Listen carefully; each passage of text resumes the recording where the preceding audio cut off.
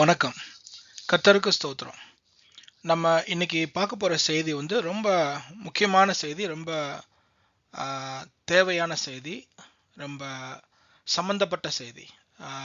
செய்தி தலைப்பு வந்து டாக்ட்ரின் ஆஃப் சஃபரிங். தமிழ்ல பார்த்தீங்கன்னா, ஆ, ஏன், எதற்கு உபத்திரவங்கள், துன்பங்கள், துயரங்கள், வேதனைகள், அவதிகள், சோகங்கள், கஷ்டங்கள் எதனால அப்படின்னு சொல்லி நம்ம பார்க்க போறோம். வேதத்தின் முறைப்படி வேதம் என்ன போதனை சொல்லுது, போதிக்குது, வேதத்தினுடைய கொள்கை என்ன, எதை பத்தி, உபத்திரவத்தை பத்தி, கஷ்டத்தை பத்தி, துன்பத்தை பத்தி.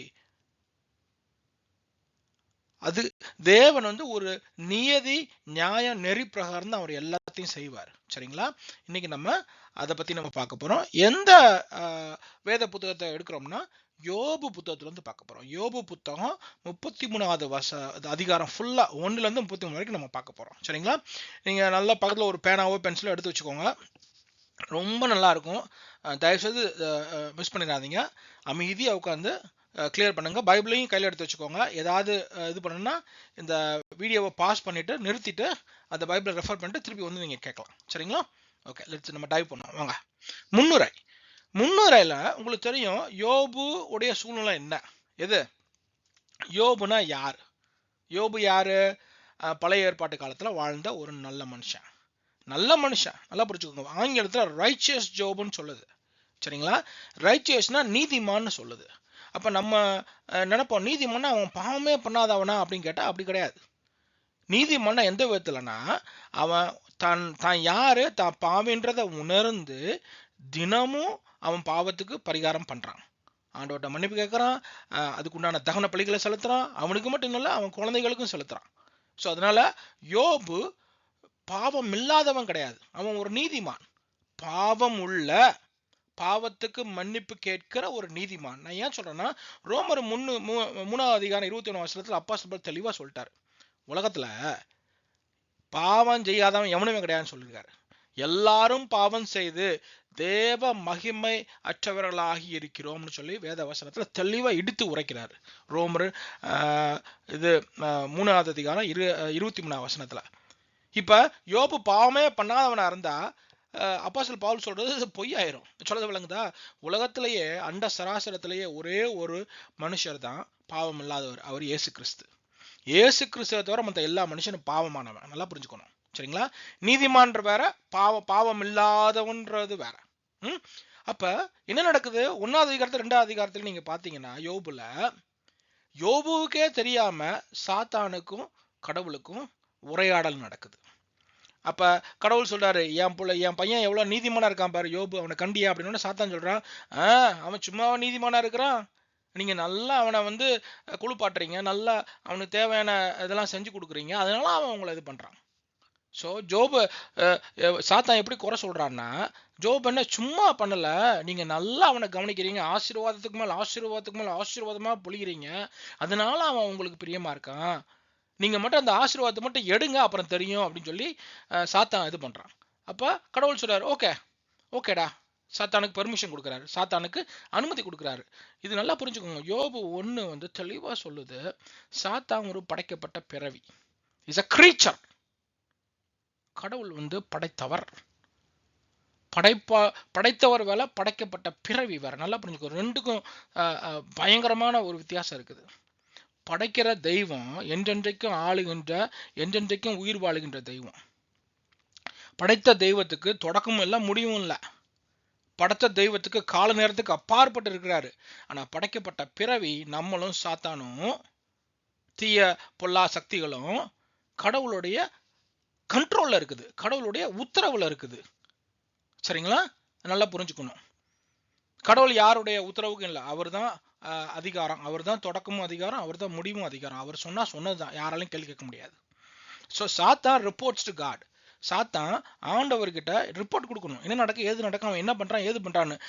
ஆண்டவரோட அனுமதி இல்லாம சாத்தானால ஒரு எட்டு கூட, ஒரு இன்ச்சு கூட நகர முடியாது. நல்லா புரிஞ்சுக்கோங்க. நான் சொல்லல, வேத வசனம் சொல்லுது. சரியா?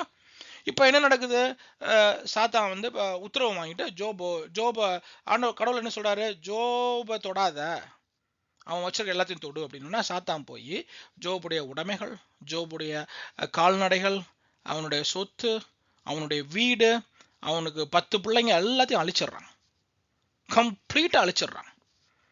ஆனா ஜோப் என்ன சொல்றான்? எல்லாம் அழிஞ்சு முடிஞ்சதுக்கு அப்புறம் ஜோப் என்ன சொல்றான்? வேதவசனம் என்ன சொல்லுது? யோபு 1வது அதிகாரத்துல என்ன சொல்றான் யோபு?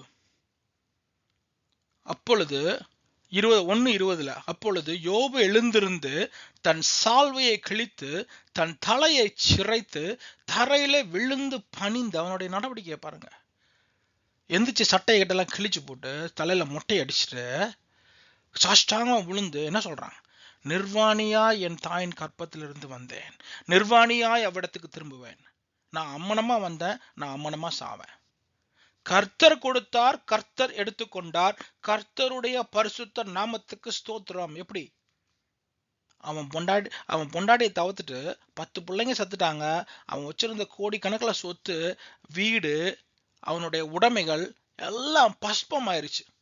இது சாத்தான் கடவுள்கிட்ட உத்தரவு ஆயிருந்து எல்லாத்தையும் அழிச்சிட்டான். அப்ப அந்த அழிஞ்சு முடியும் போது என்ன சொல்றான் பாத்தீங்களா ஜோபு? கர்த்தர் கொடுத்தார், கர்த்தர் எடுத்துக்கொண்டார். இந்த இடத்துல ஜோபு சொல்லல கர்த்தர் கொடுத்தார் சாத்தா எடுத்துக்கொண்டாருன்னு சொல்லல. நல்லா புரிஞ்சுக்கோங்க. நம்ம என்ன செய்யறோம்? தவறா வேத வசனத்தை புரிஞ்சுக்கிட்டு சந்துலையும் பொந்துலையும் நல்லது நடந்தாலும் கெட்டது நடந்தாலும் கொஞ்சம் கஷ்டம் வந்தாலும் சாத்தான் என்ன பரிதாபப்படுத்துறான், சாத்தான் என்ன நோண்டுறான், சாத்தான் என்ன, உண்மைதான். பட் சாத்தான் ஆண்டவருடைய அனுமதி இல்லாம ஒன்றும் பண்ண முடியாது. நல்லா புரிஞ்சுக்கோங்க. அதனால நம்ம யார்கிட்ட போனோம்? ஆண்டவர்கிட்ட போனோம். சாத்தானே உங்களை நேரில் நின்னாலும் டேய் நீ போடா, நீ அம்புடா, நான் ஏதோர்கிட்ட போவேன்டா அப்படின்னு சொல்லி ஆண்டவர்கிட்ட போய் நம்ம என்ன செய்யணும்? சரணடையணும். ஆண்டவரே நீங்க எனக்கு உதவி பண்ணுங்க, நீங்க என்ன கிருபை பண்ணுங்க, இரக்கம் பண்ணுங்கன்னு கெஞ்சணும். ஆண்டவர்கிட்ட போய் கெஞ்சணும், சாத்தாட்ட போய் கெஞ்சக்கூடாது. சாத்தானை பார்த்து பயப்படணும்னு அவசியமும் இல்லை. சரியா? Very good. அப்ப ஜோபுக்கு இப்படி பிரச்சனை நடந்துட்டு இருக்கு. அப்ப ஜோப் என்ன செய்யறான்? அவன் ஆண்டவரை இந்த கஷ்டத்துலயும் அவன் தூஷிக்கல, ஆண்டவரை குறை சொல்லல, ஆண்டவரை பழி போடல. அவன் பாட்டுக்கு ஸ்டடியா இருக்கிறான். இது யோபு 1வது அதிகாரத்துல. யோபு 2ஆயிரத்துக்கு நம்ம என்ன பாக்குறோம்? அவன சாத்தான் திருப்பியும் கடவுள்கிட்ட போறான்.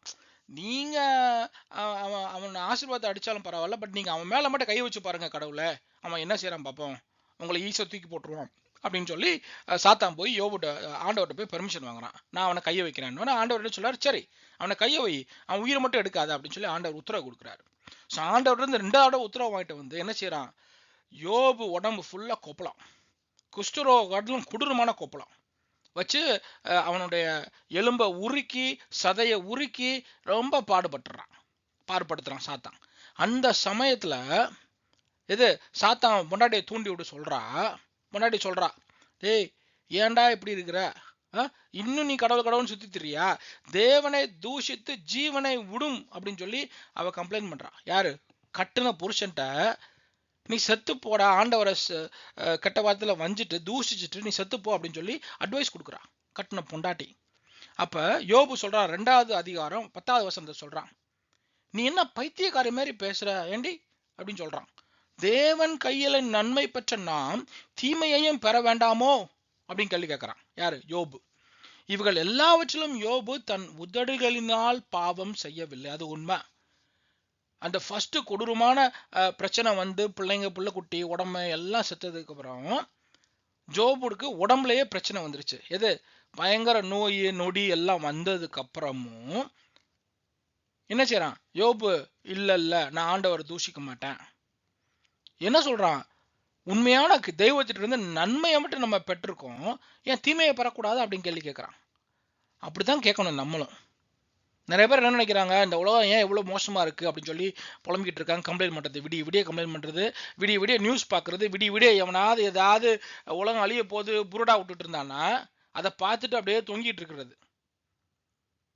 ஏன் உலகத்துல இவ்வளவு கஷ்டம் இருக்குன்னு கேட்கறத விட ஏன் உலகத்துல நின்று நன்மை இருக்குன்னு கேட்கணும்.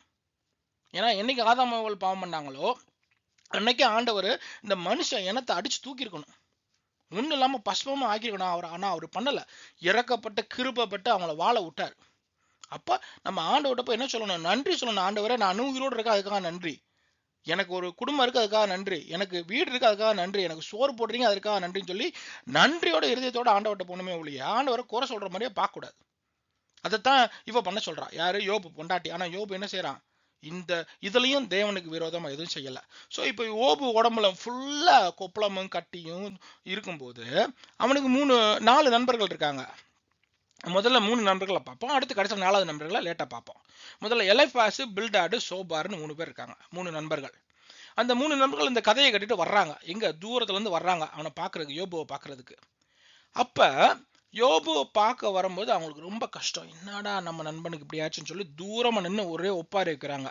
இது ஒரு வாரமா பேசவே இல்லை, அவனோட சேர்ந்து அவன் கஷ்டத்துல பங்கெடுக்கிறாங்க, பேசாம அமைதியா உட்காந்து அவன் கூட.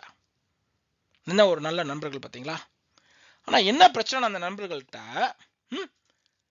இந்த 3 நண்பர்களுக்கும் ஒரு இது இருக்குது, ஒரு அண்டர்ஸ்டாண்டிங் இருக்கு. எப்படி பைபிள் என்ன, கடவுள் என்னன்னு ஒரு அண்டர்ஸ்டாண்டிங் இருக்கு. அதுக்கு பேர் ஆங்கிலத்துல தியாலஜின்னு சொல்லுவாங்க, இறையியல். சோ அந்த 3 நண்பர்களுடைய இறையியல் எப்படி கடவுள் நடக்கணும் நடக்கக்கூடாதுன்னு அவங்களுக்குன்னு ஒரு அண்டர்ஸ்டாண்டிங் இருக்கு. அந்த அண்டர்ஸ்டாண்டிங் பிரகாரம் 3 பேருமே என்ன செய்றாங்க? மாறி மாறி மாறி மாறி யோபுவை குறை சொல்றாங்க. ஏன் குறை சொல்றாங்கன்னு நம்ம பார்த்தோம்னா, அந்த 3 நண்பர்களுடைய அண்டர்ஸ்டாண்டிங் என்னன்னா, ஆங்கிலத்தில் ரெட்ரிபியூட்டிவ் தியாலஜி, தமிழ்ல வந்து பழிக்கு பழி வாங்கும் இறையியல். அப்படின்னா என்ன அர்த்தம்னா, நீ எதை விதைச்சியோ அதை தாண்டா இருப்ப. நீ வினைய விதைச்சினா வினையத்தான் இருப்ப. நீ நல்லதை விதைச்சினா நல்லதா இருப்ப அப்படின்னு சொல்லி அவங்க 3 பேருமே ஸ்ட்ராங்கா நம்புறாங்க. அதனால இப்ப யோபு என்ன பண்றான்? வினையா இருக்கான், கஷ்டப்படுறான், நோயோட இருக்கான், உடம்புலலாம் கட்டிங் கொப்பளம் வந்து அருவருப்பா கொடூரமா சாகும் தருவாயில இருக்கிறான்.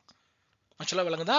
அப்ப இந்த 3 நண்பர்களை பார்த்துட்டு என்ன நினைக்கிறாங்க? ஆஹா, இவன் ஏதோ தப்பு பண்ணிட்டான்டா, எங்கேயோ திருகல் பண்ணியிருக்கான்டா யோபு அப்படின்னு சொல்லிட்டு அந்த 3 நண்பர்கள் என்ன செய்றாங்க? மாறி மாறி மாறி மாறி குறை சொல்றாங்க, வாதாடுறாங்க யோபு கிட்ட. ஏய் யோபு, தயவு செய்து என்ன தப்பு மாட்டேன்னு சொல்லிடுறா, மறைக்காதடா, நீ ஏதோ கொடூரமான பாவம் பண்ணிருக்கடா, அந்த பாவத்துக்கு தானே அந்த வேலையெல்லாம் நீ பண்ற அப்படின்னு சொல்லிட்டு அவனை போட்டு டார்ச்சர் பண்றாங்க. எத்தனை எத்தனை அதிகாரம்? 3வது அதிகாரத்துல இருந்து 33வது அதிகாரத்துக்கு யோபுவை போட்டு டார்ச்சர். எது? ட்ரிப் எடுக்கிறாங்க. நான் ஒரு முதல்ல எலைபாஸ் முதல்ல ட்ரிப் எடுக்கிறான், அது பில்டாண்டு அடுத்து ரவுண்டு போறான், சோபார் 3 ரவுண்டு மாறி மாறி மாறி மாறி 3 பேரும் யோபுவை நோக்கி குற்றம் சாட்டுறாங்க. ஸோ அந்த 3 நண்பர்களுடைய அண்டர்ஸ்டாண்டிங் என்ன? இப்பதான் பார்த்தோம், எதை விதைக்கிறனோ அதையே அறுப்பேன். அதாவது கர்மான்னு சொல்லுவோம் நம்ம ஊர்ல, நல்லது செஞ்சா நல்லது நடக்கும், கெட்டது செஞ்சா கெட்டது நடக்கும். ஸோ அவங்களுடைய அண்டர்ஸ்டாண்டிங் பிரகாரம் எந்த அளவுக்கு கஷ்டம், எந்த அளவுக்கு தொந்தரம், எந்த அளவுக்கு உபத்திரம் ஒருத்த மனுஷன் வாழ்க்கையில இருக்கோ, அப்ப அந்த அளவுக்கு அவன் பாவம் பண்ணியிருக்கான் அப்படின்னு நினைக்கிறாங்க. நினைக்கிறது மட்டும் இல்ல, அவங்க அந்த வாதாடுறாங்க. நிறைய பாவனை, நிறைய கஷ்டம் இருக்கும். நல்லவன் எதுக்கு கஷ்டப்பட போறான்? கெட்டவன் தானே கஷ்டப்படுவான். நல்லதுக்கு நல்லது நடக்கும், கெட்டவனுக்கு கெட்டது நடக்கும் அப்படின்ற மாதிரி திருப்பி திருப்பி திருப்பி திருப்பி அதையே சொல்றாங்க. ஸோ நல்லவனுக்கு ஆசீர்வாதம் கிடைக்கும், கெட்டவனுக்கு தண்டனை கிடைக்கும். சொல்ல விளங்குதா உங்களுக்கு? ஸோ இந்த இதை திருப்பி திருப்பி சொல்றாங்க. ஆனா யோபு 1வது அதிகாரத்தில் 2வது அதிகாரத்தில் தெளிவா சொன்னான், இந்த கஷ்டத்துக்கெல்லாம் காரணம் சாத்தான் கிடையாது, இந்த கஷ்டத்துக்கெல்லாம் காரணம் என்ன படைச்ச தெய்வம். அந்த தெய்வம் என்ன அடிச்சாலும் சரி பிடிச்சாலும் சரி நான் அவனை விட்டு போக மாட்டேன்னு சொல்லிட்டு யோபு சரியான முறையில வேதத்தின் பிரகாரம் ஆண்டவரை சரியா புரிஞ்சிருக்கான், 1வது அதிகாரத்தில் 2வது அதிகாரத்திலையும். ஆனா இந்த 3 நண்பர்கள்ல போட்டு இம்சையை கொடுத்ததுல, எது 3வது அதிகாரத்துல இருந்து 33வது அதிகாரத்துக்கு அவனை போட்டு துவைச்சு எடுத்ததுல யோபுவுக்கு டவுட் வந்துருச்சு.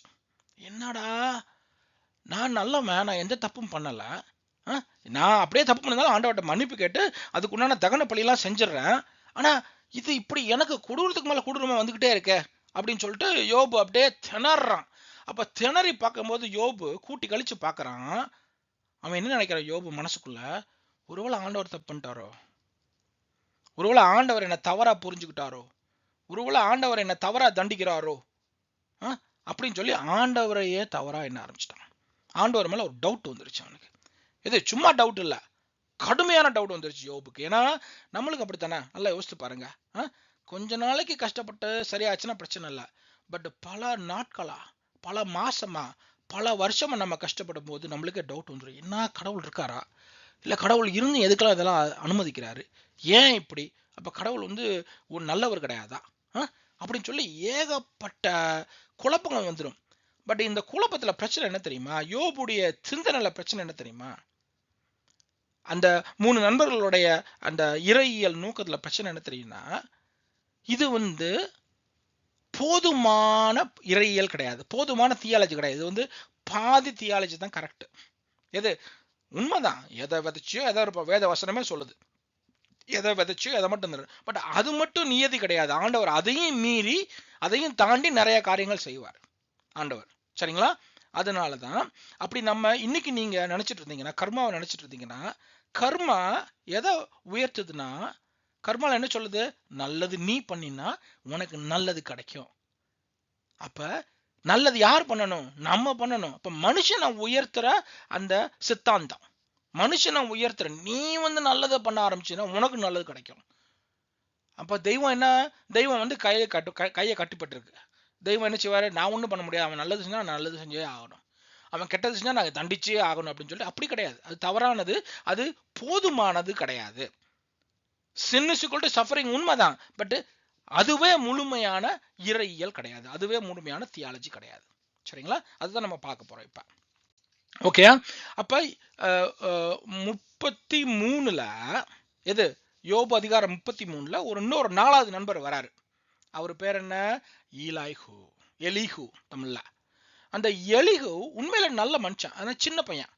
அதனால சின்ன பையன்றதுனால பெரிய ஆட்கள்லாம் இருக்காங்கன்னு சொல்லிட்டு அமைதியா இருந்துட்டு, இந்த 3 நண்பர்களும் இம்சையை கொடுக்குறாங்கல்ல யோபுவை. எது அவங்களுக்கு தெரிஞ்ச கொஞ்சம் நஞ்ச வேத ஞானத்தை வச்சு தவறா குற்றம் சொல்லிட்டே இருக்கிறாங்க. அப்ப இவன் என்ன செய்யறான்? யோபுக்கு பயங்கர இலாய்ஹுக்கு பயங்கர கோவம் வருது. இப்ப 32 அதிகாரத்துல பாத்தீங்கன்னா, யோபு தன் பார்வைக்கு நீதிமானாய் இருந்தபடியால் அவனுக்கு அந்த 3 மனுஷரும் பிரதியுத்தரம் சொல்லி ஓய்ந்தார்கள். சோ 3 டயலாக் முடிஞ்சிருச்சு. இது 32 அதிகாரம் 9. அதனால் ராமின் வம்சத்தானாகிய பூசியானாகிய பரகேயலின் குமாரன் எலிகுவுக்கு கோபம் உண்டானது. ஏன் எலிகு கோபம் வருது யோபு மேல? யோபு தேவனை பார்க்கிலும் தன்னைத்தான் நீதிமானாக்கினது நிமித்தம் அவன் மேலும் அவனுக்கு கோபம் உண்டது. சோ இந்த 4வது நண்பன் நல்ல நண்பன். இந்த 4வது நண்பனுக்கு எல்லார் மேலேயும் கோபம். ஏன்னா எல்லாருமே தப்பு தப்பா பேசிட்டு இருக்காங்க, சரியா கடவுளை பத்தி சரியா பேசல. அதுவும் யோபு கடவுளையே குறை சொல்ல ஆரம்பிக்கிறான். எப்படி? நான் நல்லவன் கடவுள் கெட்டவர்னு இது யோசிக்க ஆரம்பிச்சிட்டான் யோபு. சரிங்களா? அப்ப இந்த சூழ்நிலையில என்ன நடக்க போகுது? அவன் இலைகு சொல்றான், டேய் கேளு, நான் சொல்றதை தயவு செய்து கேளு, நான் சொல்றத கவனமா கேளு, காது கொடுத்து கேளு. அப்படி நான் ஏதாவது தப்பா சொல்லியிருந்தேன்னா என்ன மன்னிச்சிரு, கொஞ்சம் கொஞ்சம் நிறுத்தி நிதானமா கேளு, கொஞ்சம் அமைதியாரு, நான் பேசுறேன் நீ கேளு. ஸோ அவன் எல்லா வகையான என்ன சொல்றது, அவனை குற்றம் சாட்டாதபடி, இது 3 நண்பர்களும் யோபு குற்றம் சாட்டுறாங்க. ஆனா எலிகு என்ன பண்றான்? குற்றம் சாட்டாதபடி அவனை வந்து நியாயம் தீர்க்கிறதுக்கு இயைந்து பேசுறான். நல்லா புரிஞ்சுக்கோங்க. சரிங்களா? அப்ப கொஞ்சம் பொறுமையாரு, நான் உனக்கு உதவி பண்ண வந்திருக்கேன், நான் உன்னை குற்றம் சாட்டல. மற்ற 3 நண்பர்கள் மாதிரி திருப்பி திருப்பி திருப்பி உன்னை நான் குற்றம் சாட்ட வரல. ஆனா நான் உன்கிட்ட வந்திருக்கிறது எதுக்குன்னா, உன்னை வந்து சரிப்படுத்துறதுக்கும் ஆண்டவர் முன்னாடி நீ உண்மையால எந்த தப்பும் பண்ணலன்றதை நிரூபிக்கிறதுக்கு தான் நான் வந்திருக்கேன் அப்படின்னு சொல்லி காரணம் காட்டி நிரூபிக்கிறதா நான் வந்திருக்கேன்னு சொல்லி சொல்றாரு. யாரு? இலாய்ஹு. சரிங்களா? இப்ப அடுத்து பார்ப்போம். இலாய்ஹுடைய நோக்கம் நம்மளுக்கு புரிஞ்சிருச்சு. அடுத்து இலாய்ஹு, அதாவது 33வது அதிகாரத்துல 1 to 7, 31 to 33 இலாய்ஹுடைய நோக்கம் நம்மளுக்கு தெரியுது. ஓகே, அடுத்து நம்ம பார்ப்போம். இப்ப 8வது வசனத்துல இருந்து 12வது வசனம் வரைக்கும் எலிகு என்ன பண்றாரு? கண்டனம் செலுத்துறாரு யோபு மேல, கண்டிக்கிறாரு. டேய் நீ பெரிய ஆளு, கடவுளை காட்ட நீ நீதிமான்ற மாதிரி காமிச்சிட்டு கடவுளை நீ வந்து குறை சொல்றியா? அதாவது சுய நீதி பண்றது. இப்ப நம்மளும் அப்படித்தானே பண்ணுவோம். நம்ம மேல தப்பு இருந்தாலுமே நம்ம என்ன செய்யணுமா? நான் ஒன்றும் பண்ணலப்பா, நான் சும்மாதான் இருந்தேன், நான் ஒண்ணுமே செய்யல, அவரு தான் அப்படி பண்ண வச்சு என்ன இது பண்ணிட்டாரு. ஸோ நம்ம மேல தப்ப வச்சுக்கிட்டு நம்ம என்ன செய்யறோம்? சுய நீதிமான நம்ம நடிக்கிறோம். சில நேரம், பல நேரம் நடிக்கிறோம். அதைத்தான் இலாய்ஹு யோபு மேல கண்டிக்கிறாரு. டே நீ நினைக்கிறது தவறு. அதாவது இலாய்ஹு யோபுவை நீ எந்த பாவ செயல் எதுவும் செய்யலன்னு ஒத்துக்கிட்டாரு. உன் செய்கை எந்த தப்பும் இல்லை, ஆனா உன்னுடைய யோசனை, உன் மனசுல ஆண்டவரை நீ கெட்டவனா நினைக்கிற அந்த எண்ணங்கள் தப்பு. நான் சொல்றது விளங்குதா? யோபுடைய பாவம் என்ன தெரியுமா? ஆண்டவரை தரக்குறைவா நினைச்சு தன்னை பெரியாள் ஆக்குறது தான் யோபுவினுடைய பாவம். நல்லா புரிஞ்சுக்கணும். யோபு கையால் அந்த தப்பு பண்ணல, ஆனா அவன் மனசால தப்பு பண்ணான். அதைத்தான் இலாய்ஹு எடுத்து எடுத்து சொல்றாரு.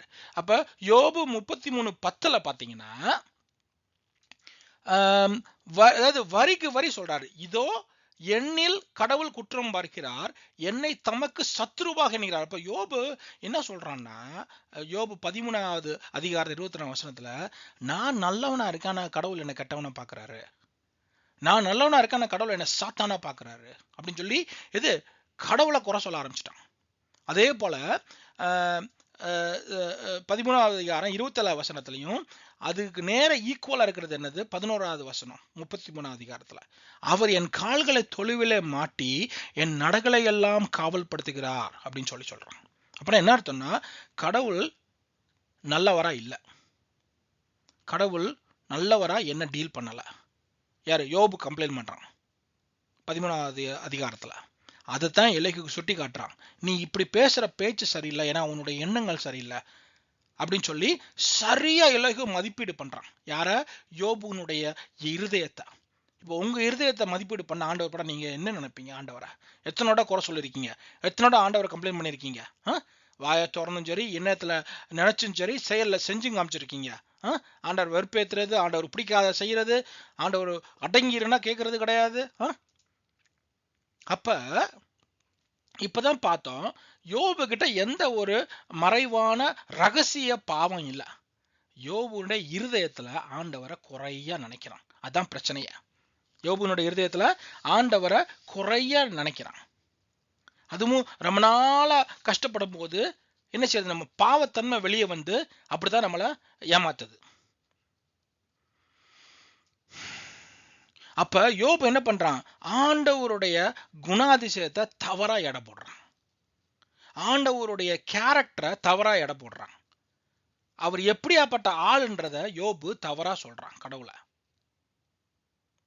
அப்ப அதுக்கு பதிலா நம்ம பார்க்கிறோம், ஏசாயா 55ல, ஏசாயா 55:8-9 கடவுள் சொல்றாரு, ஏசாயா தீர்க்கதரிசி மூலமா நம்ம கிட்ட சொல்றாரு, டே மனுஷனே மனுஷியே, என்னுடைய எண்ணங்கள் உன்னுடைய எண்ணங்கள் கிடையாது, என்னுடைய வழிகள் உன்னுடைய வழிகள் கிடையாது. எப்படி வானம் மோட்சம் எவ்வளவு உயரமா இருக்கோ, அதை விட என்னுடைய எண்ணங்களும் என்னுடைய செயல்களும் ரொம்ப உயரமானது. நீ தலைகள் நின்னாலும் மனுஷனோ மனுஷியே, நான் என்ன செய்யறேன் ஏது செய்யறேன்னு உன்னால கண்டுபிடிக்க முடியாது அப்படின்னு சொல்லி ஏசாயால சொல்றார். அதைத்தான் எலியாகு என்ன சொல்றான், இன்டைரக்டா சொல்றான். நீ கடவுளை குறை சொல்லிட்டு இருக்க நீ, ஆனா உனக்கு தெரியாது கடவுள் யாருன்னு முழுமையா உன்னால அறிய முடியாது. ஏன்னா அவருடைய வழிகள் எல்லாம் வேற மாதிரி, மனுஷனுடைய வழிகள் கிடையாது அப்படின்னு சொல்லி அவன் எலியாகு எடுத்து உரைக்க முயற்சி செய்யறாரு எலியாகு. சரிங்களா? அப்ப எலியாகும் சொல்றான், டே நீ ஒரு காரியத்தை மட்டும்தான் பாக்குற, உனக்கு என்ன நடக்கணும் மட்டும்தான் பாக்குற. ஆனா தேவனுடைய திட்டத்துல வேதவசனம் சொல்லுது, அவருடைய சித்தம் தலைமுறை தோறும் நினைச்சு நிக்குமா. இப்போ உங்களுக்கு ஒரு கஷ்டம் நடக்குதுன்னா நீங்க உங்க கஷ்டத்தை மட்டும்தான் பார்ப்பீங்க. ஆனா ஆண்டவருடைய பார்வையில அந்த கஷ்டம் கோடிக்கணக்கான காரியங்களை செய்யுது. அதை நம்ம பார்க்க போறோம். நம்ம ஒரு காரியம் தான் நம்ம பார்க்க முடியும், ஆனா ஆண்டவர் கோடிக்கணக்கான காரியத்தை அவர் பார்க்க முடியும். ஏன்னா அவர் காலத்துக்கும் அப்பாற்பட்டவர், கால நேரத்துக்கும் அப்பாற்பட்டவர். அவருக்கு கடந்த காலமும் கிடையாது, நிகழ்காலமும் கிடையாது, எதிர்காலமும் கிடையாது. நான் சொல்ல விளங்குதா உங்களுக்கு? Very good. அடுத்து நம்ம பார்ப்போம், the purposes of suffering. உபத்திரவத்தின் பலன்கள் என்ன? அதாவது துன்பங்கள்லையும் பயனுள்ள துன்பங்கள் இருக்கு. எப்படி துன்பங்கள், என்ன மாதிரியான துன்பங்கள் இருக்கு? பயனுள்ள துன்பங்கள் இருக்கு. நான் சொல்ல விளங்குதா? பிரயோஜனமான துன்பங்கள் இருக்குது, நன்மையான துன்பங்கள் இருக்கு, நன்மையான உபத்திரவங்கள் இருக்கு, நன்மையான கஷ்டங்கள் இருக்கு. அதை நல்லா புரிஞ்சுக்கணும். உங்க இருதயத்தை நீங்க மாத்தணும், உங்க இருதயத்தை புரிஞ்சுக்கணும். சரியா? கிறிஸ்தவ வாழ்க்கையில நன்மையான துன்பங்கள் இருக்கு, நன்மையான பிரயோஜனமான துன்பங்கள் இருக்குது, உபத்திரவங்கள் இருக்குது. அது என்னன்னு பார்ப்போம். அப்ப 13வது வசனத்துல பாத்தீங்கன்னா யோபு கம்ப்ளைண்ட் பண்றான், ஆண்டவர் என்ன செய்யறாருன்னே தெரியல, என்னமோப்பா என் வாழ்க்கை எப்படி இருக்குது, மேல ஒருத்தர் இருக்காரு, அவர் என்ன செய்யறாருன்னு எனக்கு தெரியல, அவர் என்ன செய்யறாருன்னு சொல்லவும் மாட்டேங்கிறாரு அப்படின்னு சொல்லி யோபு கம்ப்ளைண்ட் பண்றான். இது யோபு சொல்றான், ஒரு படைக்கப்பட்ட கிரீச்சர், ஒரு படைக்கப்பட்ட பிறவி படைத்தவர்கிட்ட என்ன சொல்றான்னா, என்ன கடவுளை நீங்க என்ன செய்றீங்கன்னு சொல்ல மாட்டேன்றீங்க, எப்ப செய்வீங்கன்னு சொல்ல மாட்டேன்றீங்க, யாருக்கு செய்வீங்கன்னு சொல்ல மாட்டேன்றீங்க, the why, the what, the when, the who, where, அது எனக்கு தெரிய மாட்டேங்குது, நீங்க சொன்னா என்ன அப்படின்னு சொல்லி சொல்றான் யோபு.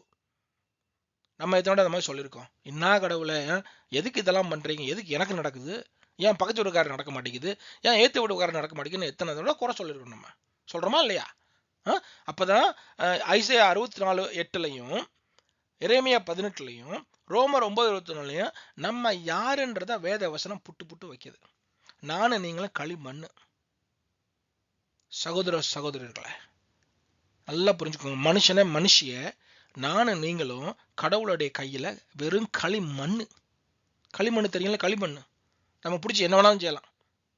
இங்கிட்டு பிசுக்கலாம், அங்கிட்டு பிசுக்கலாம். கடவுள் யாரு? அவர் ஒரு குயவன். குயவன் என்ன பண்ணுவான்? களிமண்ணா அவன் இஷ்டத்துக்கு வணையுவான். பானையா சட்டியா வளையுவான், சொம்பா வணையுவான், ஊஜாவா வணையுவான். ஒன்றும் பிடிக்கல எடுத்து போட்டு உடைச்சிருவான். ஸோ வேத வசனம் சொல்லுது, நம்ம கர்த்தருடைய கையில யாருன்னா நம்ம களிமண்ணு, கடவுள் யாருன்னா ஒரு குயவன். அப்ப அதை நம்ம புரிஞ்சுக்கணும். ஒரு குயவன் ஒரு களிமண்ணை போய் சொல்லுவானா, ஏ களிமண்ணே உன்னை நான் கூஜாவை வாக்க போறேன், உனக்கு ஓகேன்னு கேள்வி கேட்பானா? இல்ல அப்படியே கேள்வி கேட்டாலுமே அந்த களிமண்ணால பதில் சொல்ல முடியுமா? அதான் உண்மை. வேத வசனத்தின் பிரகாரம் நீங்க களிமண்ணு.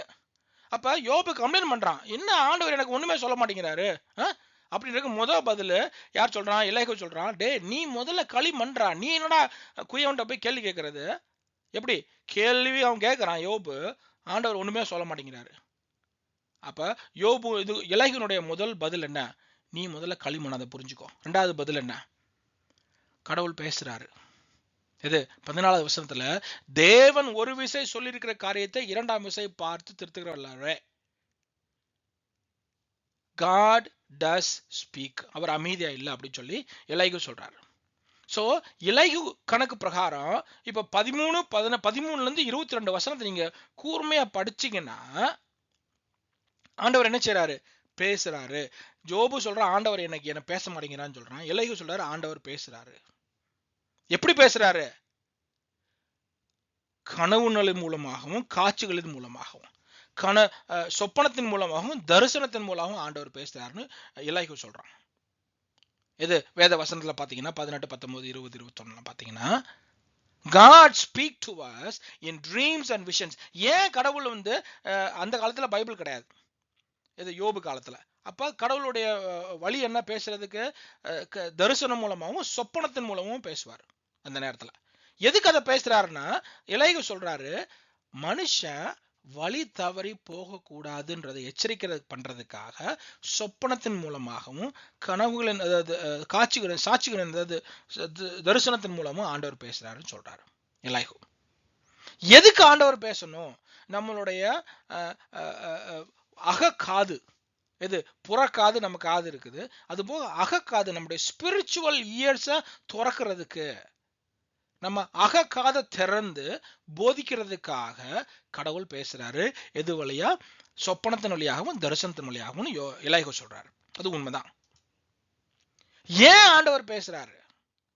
டு prevent us, நம்மளை தடுக்கிறதுக்காக. எதுக்கு? வருமுன் தடுக்கிறதுக்காக. எதுல தடுக்கிறதுக்காக? பாவத்துல உழாம இருக்கிறதுக்காக, பெருமையும் கௌரவத்தையும் வந்துடக்கூடாது அப்படின்றதுக்காக. ஏன்னா கடவுளுக்கு யாரை ரொம்ப பிடிக்காது? பெருமை பாராட்டுறவனை பிடிக்காது. கடவுளுக்கு யாரை ரொம்ப பிடிக்கும்? தாழ்மையான மனுஷனையும் பிடிக்கும். தாழ்ச்சி ஆண்டவருக்கு பிடிக்கும். கடவுளுக்கு பிடிக்காது கர்வமும் பெருமையும் வெட்டி பேச்சும், வெட்டி கர்வம். அது மாதிரி நம்மளும் பாவத்துல விழுந்துடக்கூடாது, பெருமையில விழுந்துடக்கூடாது தடுக்கிறதுக்காக ஆண்டவர் பேசுறாரு. என்ன பேசுறாரு? சொப்பனத்தின் மூலமாகவும் தரிசனத்தின் மூலமாகவும் பேசுறாருன்னு சொல்லிட்டு எலியாகு யோபுட்ட சொல்றான். யோபுக்கு பாடம் கற்பிக்கிறான். ஏன்னா நம்ம மனுஷியோ தான் இஷ்டத்துக்கு விட்டோம்னா நம்ம என்ன செய்வோம்? நம்மளே நம்ம அழிச்சுக்குவோம். ஈஸியா அழிச்சுக்கிறது மட்டும் இல்ல, நம்ம மோட்சத்துக்கு போறப்போ நரகத்துக்கு போவோம். நம்ம பாவம் மிகுதியா இருக்கிறதுனால நம்ம பாவத்துக்கு ஒரு விமோச்சனமே இல்லை. இப்ப பாவ விமோச்சனம் யாரு? ஏசு கிறிஸ்து. பாவ பரிகாரி யாரு? ஏசு கிறிஸ்து.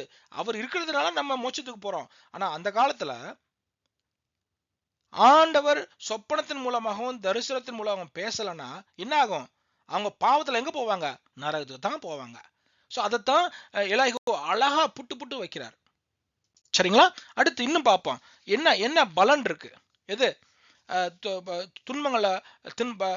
துன்பங்களால என்ன நம்மளுக்கு நன்மைகள்? ஏன் துன்பம்? எதுக்கு துன்பம்? அதனால நன்மைகள் என்ன?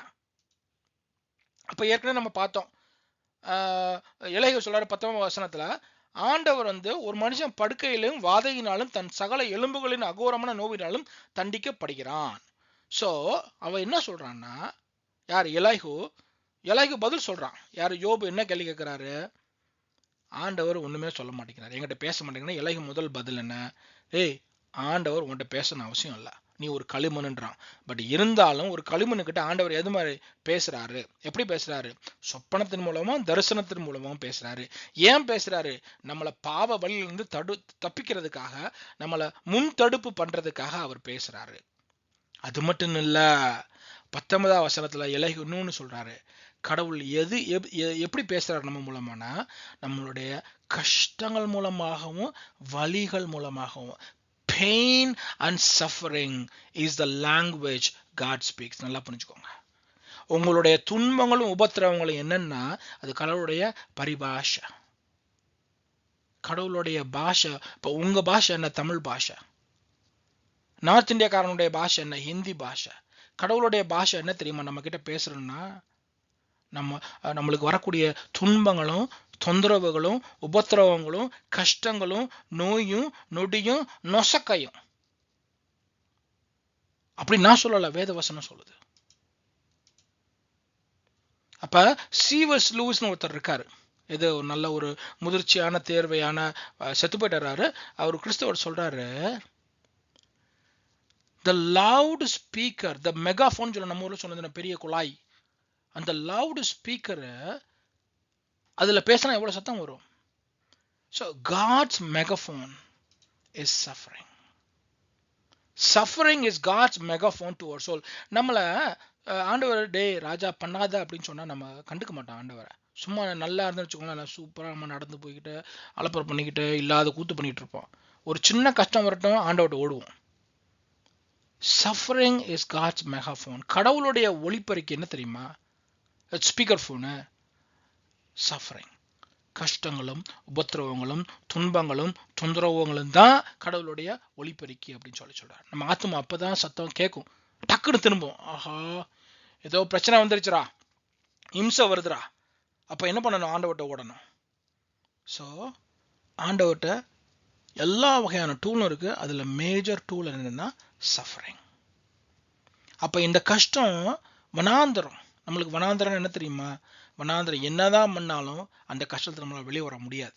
ஜபம் பண்ணாலும் சரி, தவம் பண்ணாலும் சரி, தலைகீழ நின்னாலும் சரி, அந்த கஷ்டம் ஓடிக்கிட்டே இருக்கும். அந்த சமயத்துல தான் நம்மளுக்கு ஆண்டவருடைய வார்த்தை பெருசா கேட்கும். நான் ஒரு காலத்துல ஆண்டவர் அறியாம இருந்தேன். கஷ்டத்துல பார்த்தீங்கன்னா அப்படியே யோசிப்பேன், என்ன ஆண்டவர் இருக்காரா இல்லையா?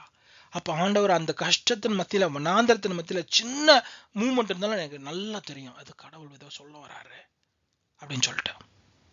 அதே போல இது துன்பங்கள் இருக்கு இல்லையா, அது என்னது?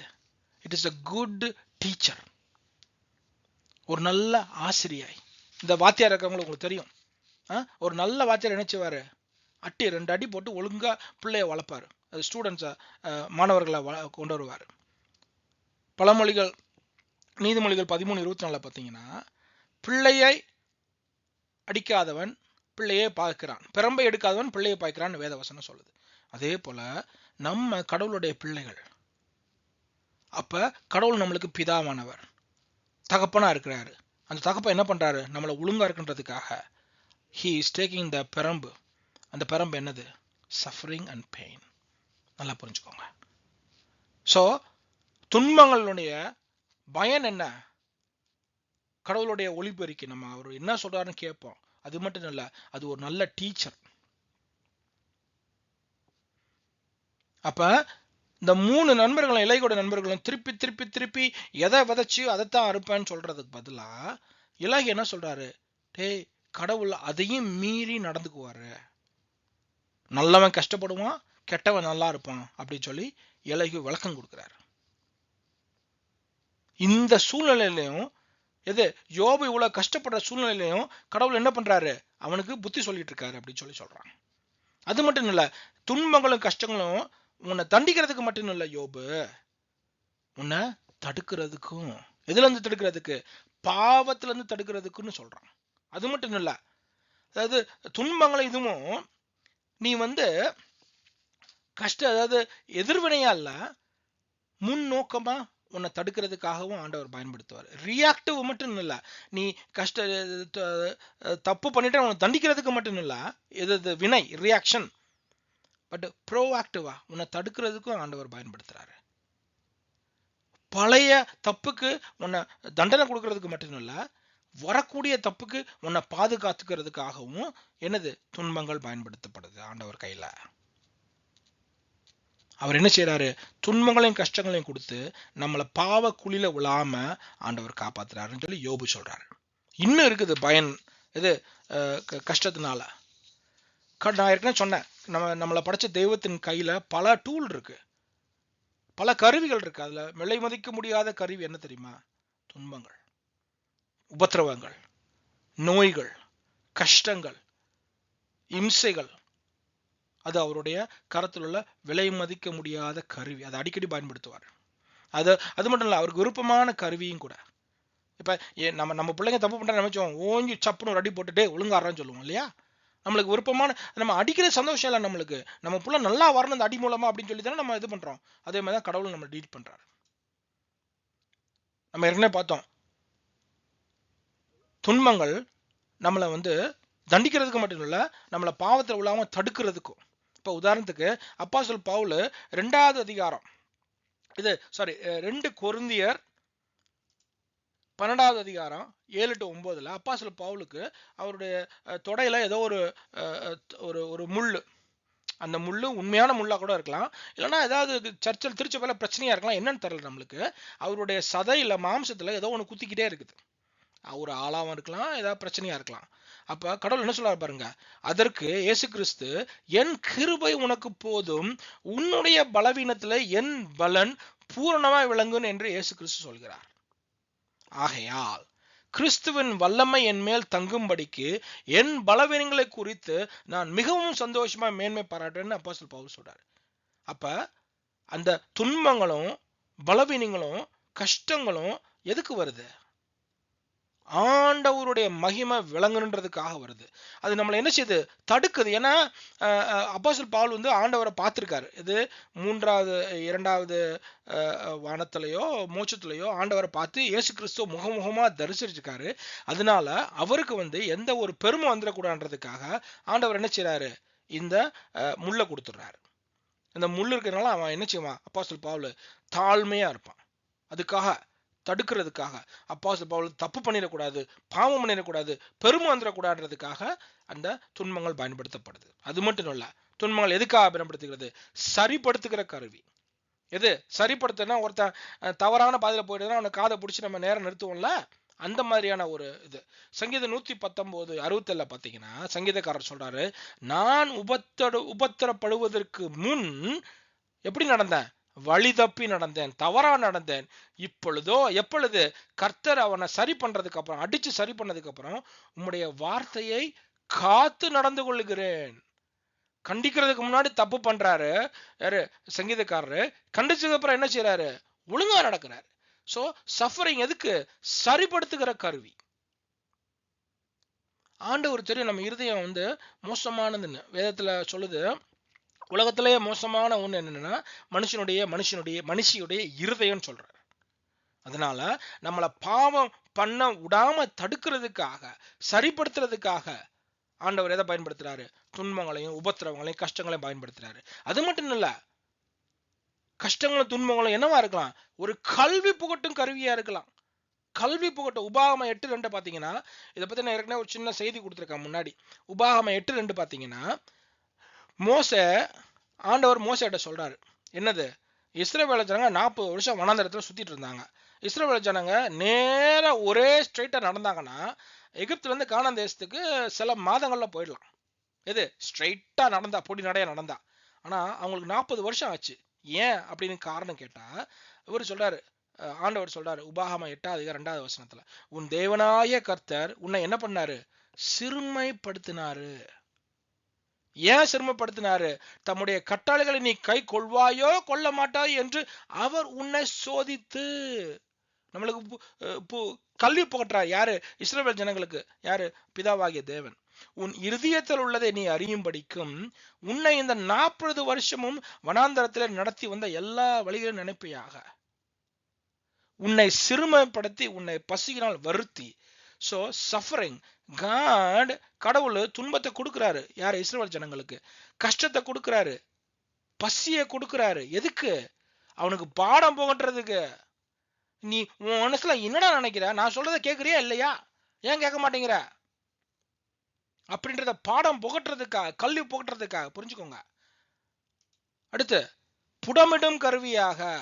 இது சஃபரிங், கஷ்டங்களும் உபத்திரவங்களும் துன்பங்களும் என்ன கருவியா வருது? புடம் போடுறது. எப்படி நான் தங்கத்தை புடம் போட்டு எடுப்போம்ல, புடம் போடுறது, ரிஃபைனிங். சங்கீதம் 66:10-12. தேவனே எங்களை சோதித்தீர், வெள்ளியை புடமிடுகிறது போல எங்களை புடமிட்டீர். எங்களை வலையில் அகப்படுத்தி எங்கள் இடுப்புகளின் வருத்தமான பாரத்தை ஏற்றினீர்.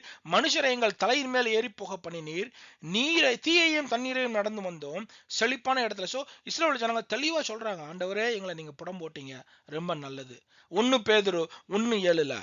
அழிந்து போகிற பொன் அக்கினியால சோதிக்கப்படும், அதை பார்க்கிலும் அதிக விலையேற பெற்றதா இருக்கிற உங்கள் விசுவாசம் சோதிக்கப்பட்டு. ஒரு சாதாரண அழிஞ்சு போற தங்கத்தை நம்ம புடமுடுறோம்னா, உங்க விசுவாசம் கர்த்தருடைய பார்வையில மேன்மையானது. யாரு? கிறிஸ்தவனுடைய விசுவாசமும் கிறிஸ்தவ மனுஷியோட விசுவாசம் பயங்கர மேன்மையானது. அதனால அவர் ஆண்டவர் விடமாட்டாரு, அந்த விசுவாசத்தை புடம் போடுவாரு. அந்த புடம் போடுறதுக்கு உண்டான கருவி என்ன தெரியுமா? துன்பங்கள், உபத்திரவங்கள், நோய்கள், நொடிகள், கஷ்டங்கள், விபத்துக்கள், சாவுகள். எல்லாம் புரிஞ்சுக்கணும். அடுத்து, கடவுளை மகிமைப்படுத்தும் கருவியா துன்பங்கள் இருக்குது. அப்படின்னா என்ன? யோவான் 9வது அதிகாரத்துல 1வது வசனத்துல 3வது பாத்தீங்கன்னா, இயேசு கிறிஸ்து நடந்து போயிட்டு இருப்பாரு. அப்போ ஒரு குருடன் வந்துருவான். எது? ஒரு குருடன் வந்துருவான். அப்ப சீஷர்லாம் கேட்பாங்க, ஆண்டவரே இவன் பண்ண தப்பா இல்ல அவங்க அம்மா அப்பா பண்ண தப்பா? இப்படி அவன் குருடனா இருக்கான். எப்படி? கர்மா, விதைச்சவன் விதையா இருப்பான், வினைய விதைச்சவன் விதையா இருப்பான். நல்லது செஞ்சவனுக்கு நல்லது நடக்கும், கெட்டது செஞ்சவனுக்கு கெட்டது நடக்கும்.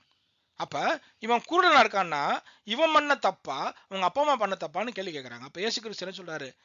இவன் பண்ணதும் கிடையாது, அவங்க அப்பா அம்மா பண்ணதும் கிடையாது. இவன் பெற்ற பாவம் செய்து பாவம் கிடையாது, அவங்க அப்பா அம்மா பெற்ற பாவம் செய்து தேவனுடைய மகிமை வெளிப்படும்படியாக இவன் குருடனா இருக்கான். நல்லா புரிஞ்சுக்கோங்க. தேவனுடைய மகிமை வெளிப்படும்னா நீங்க கஷ்டப்படத்தான் செய்யணும். உங்க கஷ்டம் தேவனுடைய நாமத்தை மகிமைப்படுத்தினா சந்தோஷமா கஷ்டப்படுங்க, சந்தோஷமா துன்பப்படுங்க, கர்த்தர்ட்ட சொல்லி துன்பப்படுங்க. அந்த குருடன் எத்தனை நாளா குருடன்? எத்தனை வருஷம் தெரியல எனக்கு, 30 வருஷம் 40 வருஷம். அவன் பிறக்கும் போது கருவுல ஆண்டவர் அவன் கண்ணு கொடுக்குற அந்த ஜீனை எடுத்துட்டாரு. அவன் பிறக்கும் போது குருடனா பிறந்தான். ஏன்? யோவான் 9வது அதிகாரத்துல ஆண்டவர் நடந்து போகும்போது ஆண்டவர் அவன் குருட்டு கண்ணை சரியா பண்றதுக்காக முடிவு பண்ணிருக்காரு ஆண்டவர். ஸோ கடவுளை மகிமைப்படுத்துறதுக்காக நீங்க கஷ்டப்படலாம், நீங்க துன்பப்படலாம், உங்களுக்கு விபத்து நடக்கலாம், உங்க குடும்பத்துல இறப்பு நடக்கலாம். அதனால என்ன கஷ்டம் வந்தாலும் விடக்கூடாது, ஆண்டவர் விடக்கூடாது. யோபு சொன்ன மாதிரி, என்ன அவரை அடிச்சாலும் கொன்னாலும் நன்மையை பற்றி நம்ம தீமையை பெறக்கூடாதா அப்படின்னு சொல்லணும் நம்ம. அது உண்மையான கிறிஸ்தவனுக்கு அழகு. அது உண்மையான கிறிஸ்தவர்களுக்கும் உண்மையான தெய்வத்தை புரிஞ்சுக்கக்கூடிய அழகு. நல்லா புரிஞ்சுக்கோங்க. அடுத்து, ஒரு மீட்கும் கருவியாக. இது நம்மள மீட்கிற கருவியாக ஆண்டவர் பயன்படுத்துறாரு. ஏசாயா 53:3-5. இது இயேசு கிறிஸ்துவை பத்தி சொல்றாரு. அவர் என்ன? அசட்டை பண்ணப்பட்டவரும் மனுஷரால் புறப்பணிக்கப்பட்டவரும் துக்கம் நிறைந்தவரும் பாடு அனுபவத்தவருமாய் இருந்தார். யாரை பத்தி? இயேசு கிறிஸ்துவை பத்தி ஏசாயா அந்த காலத்திலே சொல்லிட்டார். பல 100 ஆண்டுகளுக்கு முன்னாடியே சொல்லிட்டார். அவருடைய முகங்களை நம்ம மறைத்து கொண்டோம், அவருடைய பாடுகளினால் நாம் ரட்சிக்கப்பட்டோம், அவருடைய தழும்புகளால் நாம் குணமானோம், நம்முடைய மீறுதலுக்காக அவர் காயப்பட்டார். சோ இயேசு கிறிஸ்து பல வகையில நம்மளை பாவத்துல இருந்து சாவுல கர்த்தருடைய கோபாக்கிலிருந்து விடுதலை பண்ணிருக்கலாம். ஆனா அவர் தெரிந்து கொண்ட கருவி என்ன தெரியுமா? The tool he used to save you and me is suffering, pain. நல்லா புரிஞ்சுக்கோங்க. இயேசு கிறிஸ்துவே அந்த இதை எடுக்கும்போது நீ கிறிஸ்தவனா இருந்துக்கிட்டு, நீ கிறிஸ்தவளா இருந்துக்கிட்டு எனக்கு கஷ்டம் வேணாம்னு சொல்லுவியா நீ? உனக்கு கிறிஸ்தவனா என்னன்னு தெரியல, அதனாலதான் நீ அந்த மாதிரி சொல்ற. அதை விட்டுப்புட்டு கஷ்டம்னா என்னன்னு புரிஞ்சுக்கணும். அவருடைய கையில இருந்து ஏன் கஷ்டம் வருது? அது அவருடைய நாமத்துக்காக வரட்டும், அவருடைய மகிமைக்காக வரட்டும், அவர் என்ன திருத்துறதுக்காக வராரு, என்ன சுத்தப்படுத்துறதுக்காக அனுப்புறாரு அப்படின்னு சொல்லி பார்க்கணுமே ஒழிய அதை விட்டுப்புட்டு கடவுளை குறை சொல்லக்கூடாது, மற்றவனை குறை சொல்லக்கூடாது. இது ரொம்ப முக்கியமான ஸ்லைடு. நீங்க திருப்பியும் இந்த இடத்துக்கு வந்து திருப்பி திருப்பி போட்டு பாருங்க, உங்களுக்கு ரொம்ப ரொம்ப முக்கியமானது. அடுத்து அப்ப வசனம் 23 28 31 அதிகாரத்துல பாத்தீங்கன்னா, எலைகு வந்து ஒரு நல்ல ஒரு டிராமா மாதிரி போட்டு காமிக்கிறார். எப்படின்னா, யோபு நீ ரொம்ப வருத்தப்படாத, உனக்குன்னு ஒரு மஸ்தியஸ்தர் இருக்காரு, உனக்குன்னு ஒரு அம்பையர் இருக்காரு, உனக்குன்னு ஒரு ரட்சகர் இருக்காரு, உன்னை நியாயப்படுத்துற ஒருத்தர் இருக்காரு. இது வானத்திலிருந்து யாராவது ஒரு தேவதூதனை ஆண்டவர் அனுப்ப வாய்ப்பு இருக்கு அப்படின்னு சொல்லி ஒரு நல்ல ஒரு தீர்க்க தரிசனமா ஆறுதல் கொடுக்குறான். யாரு?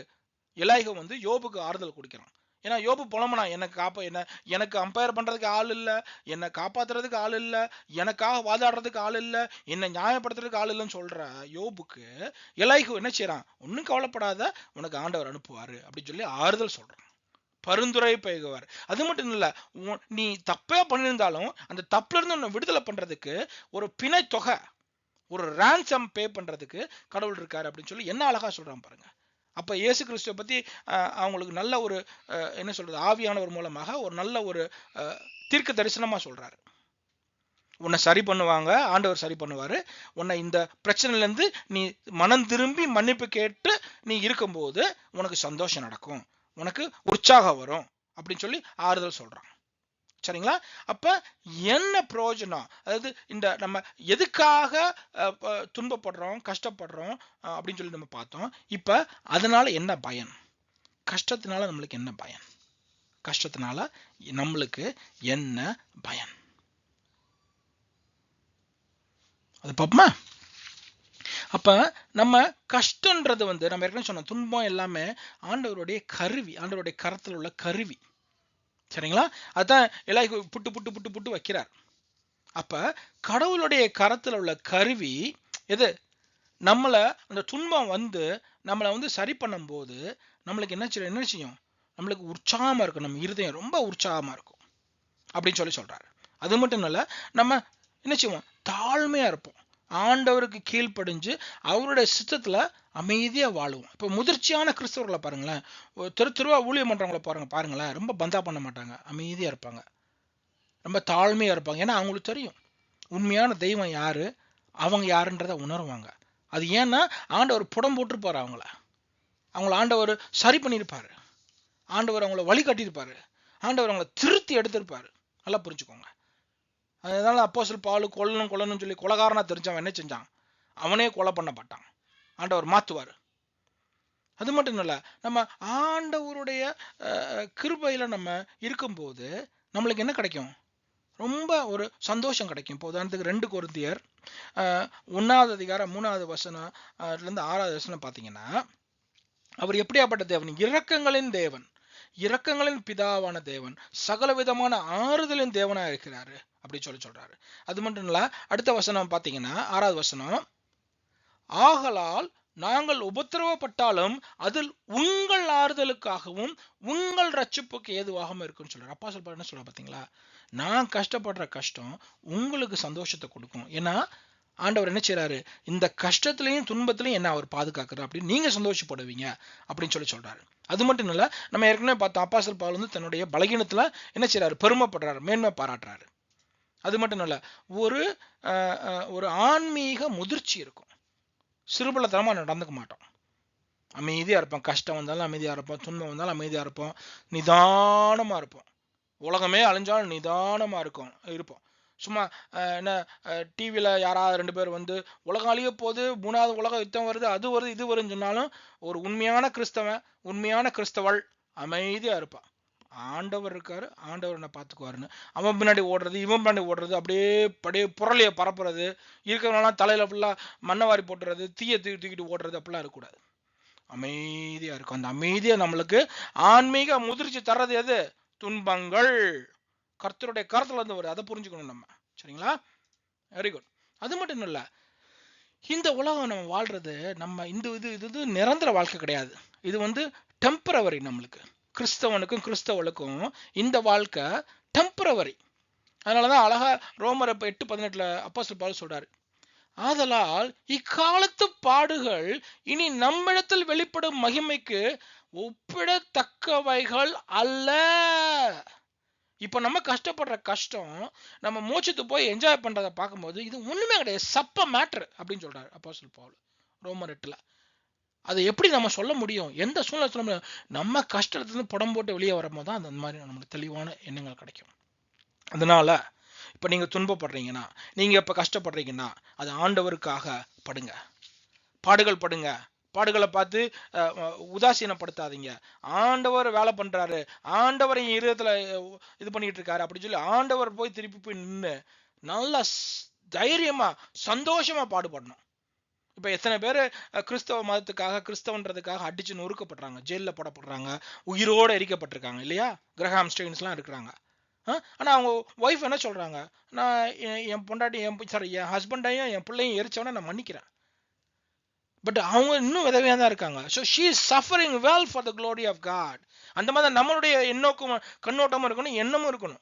அதை விட்டு சும்மா எனக்கு அல்வா கொடுங்க, எனக்கு ஆசீர்வாதத்தை கொடுங்க, அங்க ஓடுங்க இங்க ஓடுங்க, அள்ளி அள்ளி கொடுப்பாரு ஆண்டவர், 2 ரூபா கொடுங்க 200 ரூபா கொடுக்கலாம் தெரியக்கூடாது. அது வந்து முட்டாள்தனம், அது சாத்தான் வேலை. சாத்தான் என்ன சொன்னா ஆண்டவர்கிட்ட 2வது சோதனை வரும்போது, சரி 3வது சோதனை என்ன சொன்னா, நீ என் காலில் உழு, இயேசு கிறிஸ்து சொன்னான் சாத்தான், லூசிபர் சொன்னான், என் காலில் உழு, இந்த உலகத்துல உள்ள எல்லாத்தையும் உனக்கு தந்துற ஆசீர்வாதம் தந்துறேன்னு சொன்னான். ஸோ எவன் யாரு வாங்க இயேசு கிறிஸ்து வாங்க, அல்வா கிடைக்கும், ஆஸ்தி கிடைக்கும், அந்தஸ்து கிடைக்கும், ஆசீர்வாதம் கிடைக்கும்னா எல்லாம் சாத்தானுடைய கோஷ்டி. நல்லா புரிஞ்சுக்கணும். ஏன்னா வேதவசனம் அப்படி சொல்லவே இல்லை. இயேசு கிறிஸ்து என்ன சத்தியம் பண்றாரு, நீ என் பின்னாடி வந்தனா உனக்கு அடி உளும் உத உளும் சொல்றாரு. You will have suffering in this world but rejoice, I have over come the world. நான் இந்த உலகத்தை ஜெயித்தேன், அதனால நீங்க சந்தோஷமா என் பின்னாடி வாங்க கஷ்டப்பட்டாலும் அப்படின்னு சொல்றாரு ஆண்டவர். அப்ப கஷ்டப்படும் போதும் என்ன செய்யணும், நிதானமா கிருபையா இருக்கணும். அதை விட்டுப்புட்டு கியா மியா கியா மியா கியாமேன்னு கத்தக்கூடாது. ஆண்டவர்கிட்ட போய் அமைதியா போய் நிக்கணும். ஆண்டவரே கஷ்டமா இருக்கு ஆண்டவரே, இந்த கஷ்டத்தை தாங்கக்கூடிய, இந்த துன்பத்தை தாங்கக்கூடிய, இந்த நோயை தாங்கக்கூடிய சக்தி எனக்கு கொடுங்க. அது மட்டும் இல்ல, இந்த துன்பமும் நோயும் உபத்திரமும் உம்முடைய நாம மகிமைக்காக இருக்கணும்னு ஜெபம் பண்ணணும்.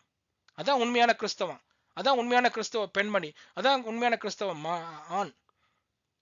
அப்படி நீங்க சொல்லலாம், நீங்க ஃப்ராடுன்னு அர்த்தம். உங்க இருதயத்தை நீங்க யோசித்து பார்க்கணும். நான் எதுக்காக வாழ்றேன், நான் யாரு, என்னுடைய அடையாளம் என்னென்ன, என்னோட அழைப்பு என்னன்னு சொல்லி யோசித்து பார்க்கணும் ஆண்டவருடைய பிரசன்னத்துக்கு முன்னாடி. நான் சொல்லல, வேத வசனம் சொல்லுது. அடுத்து முடிவுரை. நம்ம முடியும் போது என்ன பார்க்குறோம், யோபு ஆண்டவர் வராரு, யோபுக்கு முன்னாடி ஒரு 4 சாப்டர் வராரு, வந்து கேள்வி கேட்கிறார், டேய் வாடா, என்னடா கியாமேன்னு கத்திட்டு இருக்கா அப்படின்னு சொல்லி ஒரு 100 கேள்வி கேட்கிறார், 70-100 கேள்வி கேட்கிறாரு. நான் உலகத்தை படைக்கும்போது நீ இருந்தியாடா? நான் வந்து கடலை இது பண்ணும்போது நீ இருந்தியா? நான் நிலத்தை இது பண்ணும்போது நீ இருந்தியா? அவன் யோபால ஒன்றுக்கும் பதில் சொல்ல முடியல. ஸோ இப்போ இந்த கேள்வியெல்லாம் ஆண்டவர் கேட்கற காரணம் என்ன? எகத்தால கேள்வி. இன்னைக்கு இருந்து செத்து போற 80 வயசு 90 வயசுல செத்து போற நீ கொசு, ஒரு களிமண்ணு, நீ எங்கிட்ட வந்து கேள்வி கேட்கறியா? நீ என்ன தப்பா நினைக்கிறியா அப்படின்றத உணர்த்துறதுக்காக ஆண்டவர் வந்து நிக்கிறார். அப்ப ஆண்டவர் வந்து நின்று என்ன செய்யறாரு, யோபுக்கு உணர்ந்தவன, யோபு கையை கட்டி வாயை பொத்தி, ஐயா என்னை மன்னிச்சிருங்க, நான் என் இருதயத்துல உங்களுக்கு எதிராக தப்பு பண்ணிட்டேன், நான் பாவம் செஞ்சுட்டேன், கையால செய்யல என் மனசால செஞ்சேன், அதனால என்ன மன்னிச்சுன்னு சொல்லி மன்னிப்பு கேட்டவொடனே ஆண்டவர் சொல்லுவாரு, உன் 3 ஃப்ரெண்ட்ஸையும் நான் அடிக்க போறேன், எனக்கு பயங்கர கோவம் வருது, அதனால அவங்களுக்கு ஜெபம் பண்ணு அப்படின்னு சொன்னோன்னே 3 ஃப்ரெண்ட்ஸுக்காக ஜோபு ஜெபம் பண்றாரு. ஜெபம் பண்ணி முடிச்ச உடனே ஆண்டவர் மன்னிக்கிறாரு.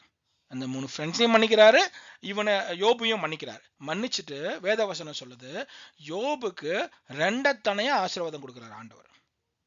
இழந்த எல்லா குழந்தைகளும், இழந்த எல்லா உடைமைகளையும் ஆண்டவர் திருப்பி கொடுக்கிறார். நல்லா புரிஞ்சுக்கோங்க, ஆண்டவர் வந்து யோபுக்கு 2 தனை ஆசீர்வாதம் கொடுத்தது யோபு என்ன பண்ணானோ பண்ணலதுக்காக இல்ல, கர்த்தருடைய அதீத கிருபையினால இரக்கத்தினால அவனை ஆசீர்வாதம் பண்ணியிருக்காரு, அவ்வளவுதான். 2 தனை ஆசீர்வாதம் பண்ண அவசியமே கிடையாது. ஏன்னா யோபு ஒரு பாவி. Why God restored Job is based on God's gracious sovereignty. அவருடைய உண்மையான ஜீவனுள்ள கிருபையான இரக்கத்தின் பேருல அவர் பண்ணியிருக்காரு. நல்லா புரிஞ்சுக்கோங்க, தவறா புரிஞ்சக்கூடாது. அதே போல நீங்க கஷ்டப்படலாம், நீங்க துன்பப்படலாம், நீங்க ரொம்ப அவஸ்தைப்படலாம். அந்த அவஸ்தையை ஆண்டவர் யோபு மாதிரி சில நாள் கழிச்சு சரி பண்ணவும் வாய்ப்பு இருக்கு. இல்ல அப்போஸ்தலர் பவுல் மாதிரி வெட்டி கொல்லப்படவும் வாய்ப்பு இருக்கு. நீங்க அவஸ்தையிலேயே நீங்க ஆண்டவர் எடுத்துக்கொள்ளவும் வாய்ப்பு இருக்கு. என்ன நடந்தாலும் என்ன செய்யணும்? நீங்க என்ன செய்யணும்? ஏசாயா 43:2 என்ன பண்ணணும்? 43:2 என்ன சொல்லுது? நான் தண்ணீர் அண்டையில நடந்து போனாலும் நீங்க இருக்கிறீங்க. நான் ஆறுகள் அண்டையில் நடந்து போனாலும் ஆறுகள் என்ன தூக்கிட்டு போகாது. நான் அக்னியில் நடந்து போனாலும் அது என்ன வேக வைக்காது. ஏன்னா ஆண்டவர் என்னோட இருக்காருன்னு சொல்லணும். உங்க கஷ்டத்துல ஆண்டவர் இருக்காரு. ஷாட்ராக், மீஷாக், அபேத்நேகோ, நீங்க என்ன கொன்னாலும் ராஜாவே நான் அந்த சிலையை வணங்க மாட்டேன்னு சொல்லி தூக்கி உள்ள போட்டாங்க. அந்த அக்னியில இருக்கும்போது யார் இருந்தா கூட? ஏசு கிறிஸ்துவே இருந்தாருங்க. 3 பேரை உள்ள தூக்கி போட்டாங்க, அந்த 4 பேர் இருந்தாங்க. அது மாதிரி நீங்க சொல்லணும். யோபு மாதிரி நீங்க சொல்லணும். கஷ்டப்படும் போது என்ன அவர் கொண்டு போட்டாலும் நான் அவரை வணங்குவேன். கர்த்தர் கொடுத்தார், கர்த்தர் எடுத்துக்கொண்டார், அவருடைய பரிசுத்த நாமத்துக்கு ஸ்தோத்திரம்னு சொல்லணும். அப்படி சொல்றீங்களா? சொல்ல முயற்சி செய்யுங்க. அதுக்கு முயற்சி செய்யறதுக்கு நீங்க ஆண்டவர் யாருன்றத உண்மையான அவருடைய குணாதிசயத்தை அறிஞ்சிங்கன்னா அதை செய்வீங்க. சரிங்களா? அதனால உங்க இருதயத்தை ஆண்டவர் மேல முழுமையா நம்புங்க. ஏன்னா வெளிப்பாடு 21:4 ஆண்டவர் என்ன சொல்றாரு? உங்களுடைய கண்ணீர் யாவை நான் தொடச்சிருவேன். சாவு எங்கேயுமே இருக்காது, கஷ்டம் இருக்காது, உபத்திரவம் இருக்காது, தொந்தரவு இருக்காது, எல்லாம் மறைஞ்சு போயிடும். எங்க? மோட்சத்துல. அந்த மோட்சத்தை நோக்கி நீங்க எதிர்பாருங்க. அது உங்களுக்கு நம்பிக்கையை கொடுக்கும். கர்த்தருடைய நாமம் பரிசுத்தப்படுவதாக. ஆமென்.